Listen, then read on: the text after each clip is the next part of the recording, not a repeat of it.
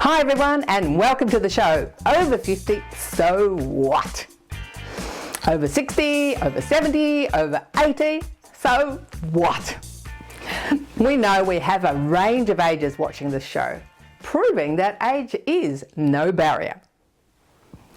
Today we're going to discuss the power of attorney, including how to talk to lawyers, where to go for assistance, and some of the things to watch out for.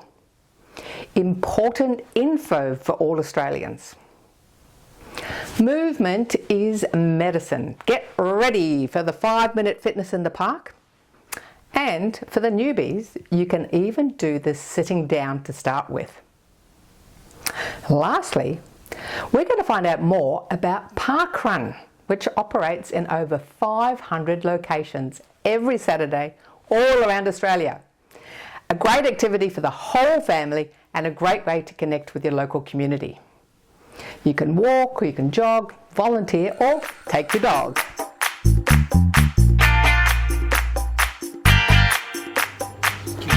Many of you watching may have witnessed or experienced financial elder abuse, and this may have come from an appointed power of attorney. You might say, it's not going to happen to me. But unfortunately, things can change as we get older and our health deteriorates. It's really important for us all to minimise our risks when it comes to making a will and appointing powers of attorney. We're speaking with Kirsten Young, who is Community Engagement Officer with PCLC, or the Peninsula Community Legal Centre. Hi Kirsten. Hi Carol.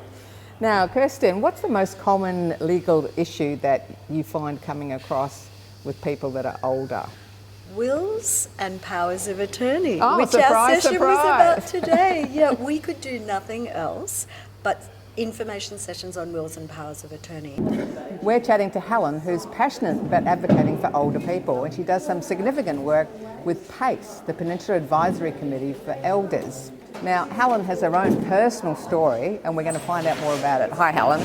Yeah, my story is about the power of attorney and having an experience of going to a solicitor and ask for a will, a medical decision maker and a power of attorney. I didn't realise at the time that it was a package deal for a certain amount of money. So people, they do the power of attorney, the medical decision maker, the medical support, and they also do their will.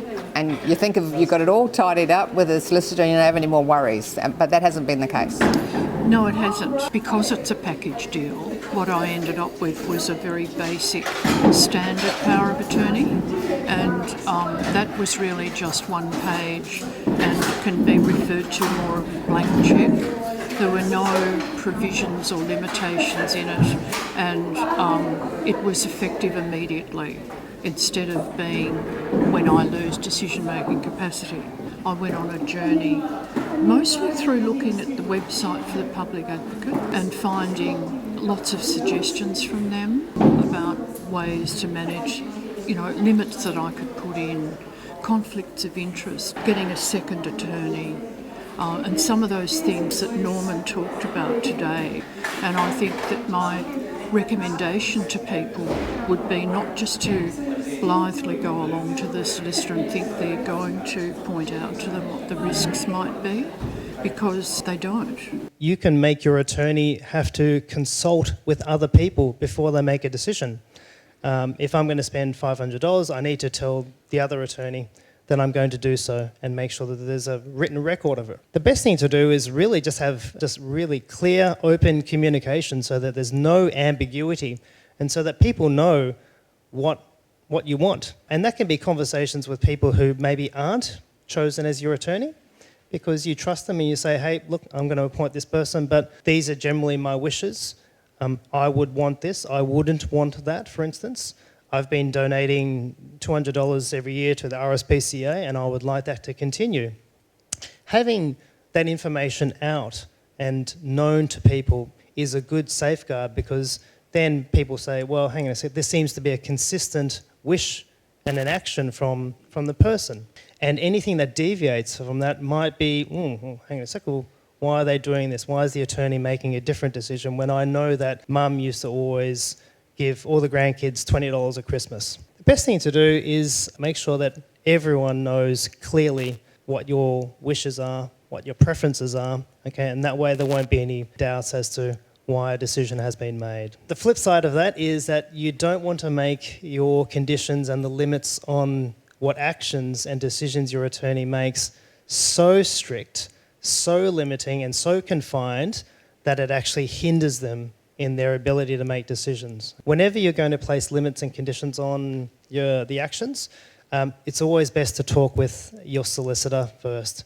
And if the solicitor comes back and says, I've got no idea, or yeah, that sounds great, and if you think you're just getting lip service, maybe you might need to consult some further independent legal advice as well to make sure that you really understand what you're doing. Once you make an enduring power of attorney, you can still change it as well. It endures only until the time that it's changed. But you can only change it, cancel it, replace it, update it, while you still have decision-making capacity.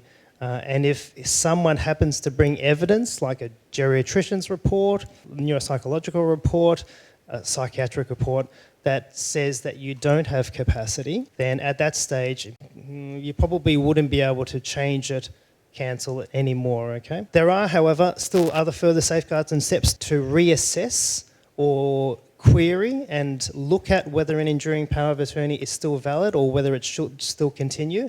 There's a lot more information on our website, and we've got an advice service. It's a terrific service, great, skilled, knowledgeable people, and they can answer your questions about powers of attorney and steps about the supported decision making. A lot of people watching don't have experience with lawyers. They may never have used a lawyer. You know, haven't got divorced, they had to use a lawyer, and they find them a bit intimidated and use lots of jargon. You work at a legal centre with lawyers. Can you give us some advice to the viewers? Well, I'm a good person to ask that because I am actually a lawyer, but I haven't practiced law for 30 years. And I even find it sometimes intimidating dealing with some of the lawyers, because it's true. You ask a basic question and they start talking in all of this very complex legal language. And I would say sometimes it's similar when you're talking to a medical professional, a surgeon. They speak very rapidly and they use a lot of technical terms. I would say don't be frightened of asking questions, because there is a power imbalance there between often the lawyer and the client. Ask them, interrupt and say, I don't understand what that means. The other thing I would advise is have a list of questions that you want to ask before you go to see your lawyer, and ask those questions and take notes of what they're saying. And then, if you're not quite sure, ask the lawyer to give you some notes on what they've advised you. And don't feel afraid to ask. If you're paying for the service, you're paying for the service. You're the client. Can you confirm that in writing for me after our meeting today? Yes, exactly. That's right. I understand that feeling. I feel it myself. So it's a normal feeling, but you still have to take steps to make sure that you're clear about what you want to know, and that you're clear about what they tell you. So be clear about the questions beforehand, be clear about what you want to know, get confirmation afterwards, and if they say anything you don't understand, just ask them to clarify. Exactly, and don't feel afraid that you think, oh, they'll think I'm stupid or feel intimidated. Just say, I'm sorry, I didn't understand that. What do you mean? Because it's their job as a professional advisor to ensure that you, as the client, understand the advice that you're receiving. Thank you so much for this great session today. You're doing amazing work. So if someone wants to find a legal centre near them to get some assistance, they can go to the Federation of Community Legal Centres, or you can go to the Legal Aid Commission.